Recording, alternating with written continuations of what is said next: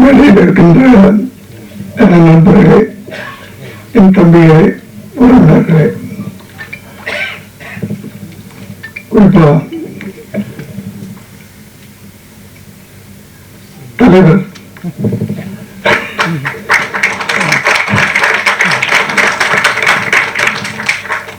எல்லோருக்கும் என்னுடைய மீடியா நண்பர்களே, சினிமாவை நேசிக்கக்கூடிய அனைவருக்கும் என்னுடைய மாலை வணக்கம். ரொம்ப நன்றி என்னை உடனே கூப்பிட்டதுக்காக பச்சன் சார்கள். 2 வருஷமாச்சு ஈவினிங்ல எந்த ஃபங்க்ஷன்லையும் கலந்துக்கிறது இல்லை. கலந்துக்கணும்னு ஆசை எல்லா நிகழ்ச்சியிலையும். பட் ஒரு வயசுக்கு மரியாதை கொடுக்குறேன்ல, அதை நான் கொடுத்துக்கிட்டு அடக்க ஒடுக்கமா ஒரு 6 மணி ஆச்சுன்னா வீட்டுக்குள்ள போய் அடைஞ்சிடும். 7 மணிக்கெல்லாம் டின்னரை முடிச்சுட்டு அப்படியே சினிமா 7:30 மணிலிருந்து 9 மணி வரைக்கும் ஏதாவது ஒரு சினிமாவை பார்த்துட்டு அழகா 9 மணிக்கு. அதனால நான் எங்கேயுமே ஈவினிங்ல அதை நான் சொன்னேன். வந்தா வந்து நடுவில் போகக்கூடாது, பெரியவங்களா இருக்கும்போது நான் பாட்டுக்கு பேசிட்டு போனோம்னா நல்லா இருக்காது.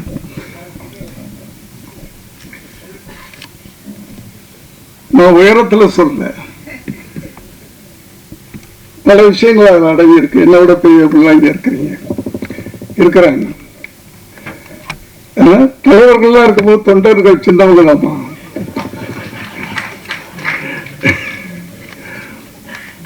இல்லையா?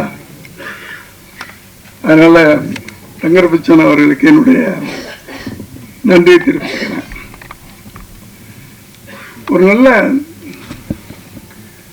ஒரு எப்படின்னு சொல்றது தெரியல, அந்த நினைப்பு இருக்கிறது இல்ல. தங்கர் பச்சன் அவர்கள் எல்லாருக்கும் தெரியும், ஒரு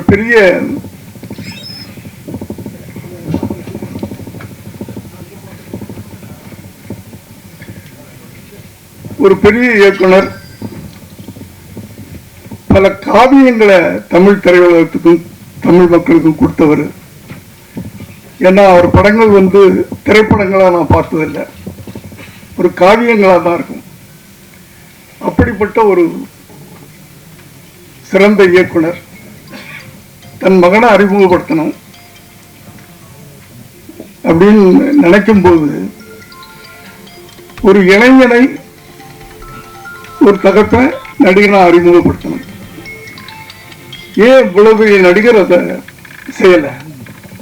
அங்கேதான் அவருடைய புத்திசாலித்தனம். தப்பா எடுத்துக்காங்க, அதுல நிறைய அடங்கி இருக்கிறது. ஒரு பிள்ளைய செதுக்கணும்னா சாதாரண விஷயம் இல்லை. அதை வந்து இன்னொரு இளைஞன்ட்ட கொடுத்துருக்கீங்க பாத்தீங்களா? அங்கேதான் நீங்க செதுக்க ஆரம்பிச்சிட்டீங்க. நான் கூட அதான் நினைச்சேன், நடக்கல.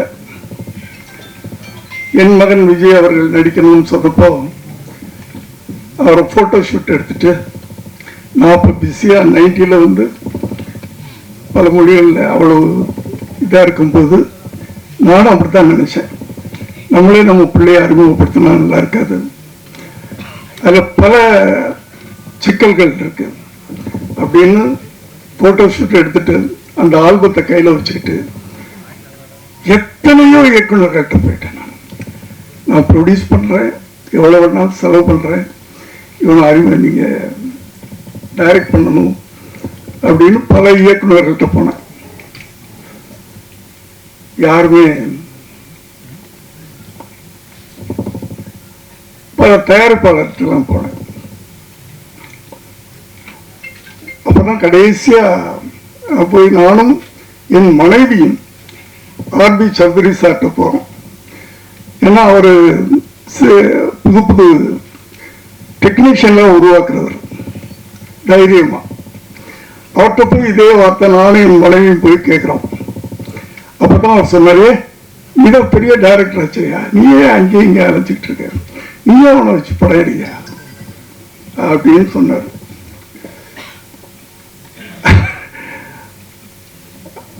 அதனாலதான் கட்டாயமாக அவரை நானே படம் எடுக்கக்கூடிய ஒரு சூழ்நிலை உருவாச்சு. ஆனா தங்கர் பச்சான் அவர்கள் ரொம்ப அழகான வேலையை பண்ணியிருக்கிறாரு. ஒரு இளைஞனை அறிமுகப்படுத்தணும், அந்த இளைஞர்கள் மத்தியில போய் ஒரு நடிகனா பச்சக்குன்னு நெஞ்சில நிக்கணும். அப்படின்னா இன்னொரு இளைஞன் அந்த இளைஞனை உருவாக்கணும் அப்படின்னு நினைச்சு அந்த பொறுப்பை கொடுத்திருக்கிறாரு. அவரு பாலு மகேந்திரா அவருடைய பட்டை தீர்க்கப்பட்டவர் அப்படின்னு சொல்றாங்க. எனக்கு அவர் பழக்கம் இல்லை. இருந்தாலும் அவர் இந்த படத்தின் மூலம் முதல்ல ஒரு இயக்குனராக, ஒரு இயக்குனர் சங்கத்தில் அதன் மூலமா கூட நான் ஆசைப்படுறேன். அந்த இயக்குனர் வெற்றி பெற வேண்டும். முதல்ல ஒரு இயக்குனர் அவர் வெற்றி பெற வேண்டும் ஆசைப்படுறேன்.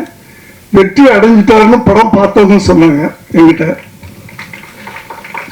ரொம்ப அழகா அந்த படத்தை பண்ணியிருக்காருன்னு சொன்னாங்க. கேள்விப்படும்போதே சந்தோஷமா இருந்துச்சு. அடுத்து ஹீரோ, அதாவது ஒரு தகப்பனுடைய கனவு, தன் பிள்ளை அப்படி வரணும் இப்படி வரணும். ஆனா இவரு தன் பிள்ளையுடைய கனவை நிறைவேற்றுறதுக்காக இந்த ஒரு ப்ராஜெக்டை அவர் ஆரம்பிச்சு பண்ணியிருக்கிறாரு. அவருக்கு என்னுடைய வாழ்த்துக்களை தெரிவிச்சுக்கிறேன். அந்த தம்பி இந்த திரையுலகத்தில் ஒரு பெரிய கலைஞராக வரணும், உருவாகணும் அப்படின்னு நான் வாழ்த்துறேன். மற்றபடி இதில் சப்போர்ட்டிங் கேரக்டர்ஸ் அப்படின்னு சொன்னா நிறைய பேர் இருக்காங்க. ரொம்ப அழகா எல்லாரையுமே புதுமுகம் போடாம சப்போர்ட்டிங் தான் ரொம்ப முக்கியம். ஒருத்தனை தூக்கி நிறுத்தணும்னா பக்கத்தில் இருக்கவங்க எல்லாம் சேர்ந்தானே தூக்கி நிறுத்தணும். அப்படி ஒரு கனமான கதாபாத்திரங்களை மையப்படுத்தி அப்படி அதை ஏற்று நடிக்கக்கூடிய சிறந்த நடிகர்களை எல்லாம் கூட நடிக்க வச்சிருக்கிறாரு. எல்லோருக்கும் என்னுடைய வாழ்த்துக்கள். பேரன்பும் பெருங்கோபம், அதுலயே கதை, அன்பு காட்டுறவனுக்கு நான் அடிமையா இருப்பேன், அடக்க நினைச்சா என் கோபத்தை யாராலும் அடக்க முடியாது. அதுதானே கரெக்ட் தானே? கதையே சொல்லிட்டார் அந்த டைட்டில். என்னுடைய ஃபார்முலா தான் அது. என்னுடைய ஃபார்முலா, என்னுடைய குணாதிசயம். நாங்களும் ஒரே குணாதிசயங்கள் கொண்டாடுறோம். அன்புக்கு அடிமையா இருப்போம், அடக்கணும்னு நினைச்சா அவ்வளவுதான். எங்க கோபத்தை எங்களாலே அடக்க முடியாது.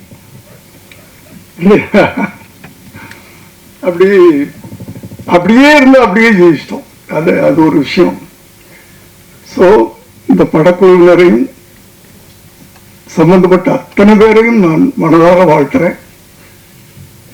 இந்த படம் ஒரு பெரிய வெற்றி அடையணும். ஏன்னா சின்ன படங்கள் தான், சிறு முதலீட்டு படங்கள் தான் ஓடணும். அதுக்கு என்ன பண்றதுன்னு தான் தெரியாம தவிச்சுக்கிட்டு இருக்கோம். திரையுலகமே திரைச்சு போய் நின்றுகிட்டு இருக்கு. அதுலயும் ஒரு மெசேஜ், நீங்க தங்கர் பச்சான் சார் எடுத்துக்கிட்டீங்கன்னா அவருடைய படங்கள்ல எல்லாம் ஆணித்தரமான ஒரு அழகான ஒரு செய்தியை சொல்லுவார். மெசேஜ் சும்மா எடுத்துட மாட்டார். கத்தி, ரத்தம், வெட்டு, குத்து, அது அவருக்கு தெரியாதது. காவியங்கள், அவர் இந்த படத்தை வழங்குறாரு அப்படின்னு சொன்னா அதுவும் ஒரு காவியமாகத்தான் இருக்கும் அப்படின்னு நான் நம்புறேன். நான்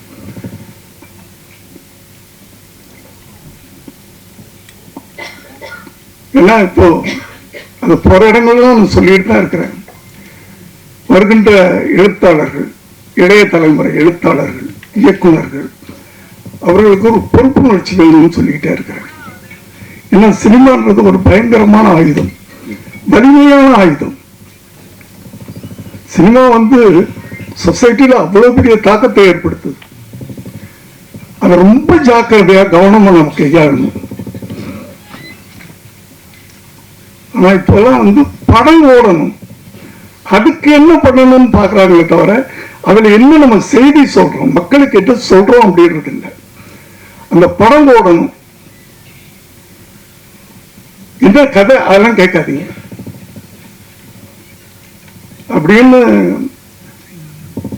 வர்ற இளைஞர்கள் எல்லாரும் இல்லை, ஒரு சிலர், அவங்களுக்கு அந்த பொறுப்புணர்வு வேணும். நீங்க சினிமா மூலமா என்ன சொல்றீங்க மக்களுக்கு, ஜனங்களுக்கு என்ன சொல்றோம்? சும்மா காசு சம்பாதிக்கிறது மட்டும்தான் சினிமா. இப்போ அதுவும் சம்பாதிக்க முடிய மாட்டேங்குது, அது வேற விஷயம். எல்லாம் விட்டுக்கிட்டு இருக்காங்க. இது இயக்குநர்களுக்கும் இருக்கணும் அந்த அக்கறை, நடிகர்களுக்கும் இருக்கணும், டெக்னீஷியன் அத்தனை பேருக்கு இருக்கணும். ஒரு படத்தை உருவாக்கும் போது அந்த படம் மூலமா ஜனங்களுக்கு நம்ம என்ன சொல்றோம் அப்படின்றது ரொம்ப முக்கியமான விஷயம். இதை நான் ஒவ்வொரு மேடை கிடைக்கும் போதெல்லாம் இதை நான் அழுத்தி அழுத்தி சொல்லிட்டு இருக்கிறேன். ஆகவே குறிப்பா நான் யாரையும் சொல்லலை, எந்த நடிகரையும் சொல்லலை, குறிப்பா எந்த இயக்குநரையும் சொல்ல, எந்த எழுத்தாளரையும் சொல்ல. வருகின்ற இளைஞர்கள், சமுதாயத்தை மாற்றுங்கள். உங்கள் கையில ஒரு வலிமையான ஆயுதம், சினிமா என்ற ஆயுதம் கிடைத்திருக்கிறது. அந்த ஆயுதத்தை கவனமாக நீங்க பயன்படுத்தணும்னு கேட்டு இந்த படம் மிகப்பெரிய வெற்றி பெறணும் வாழ்த்தி விடைபெறுகிறேன். நன்றி, வணக்கம்.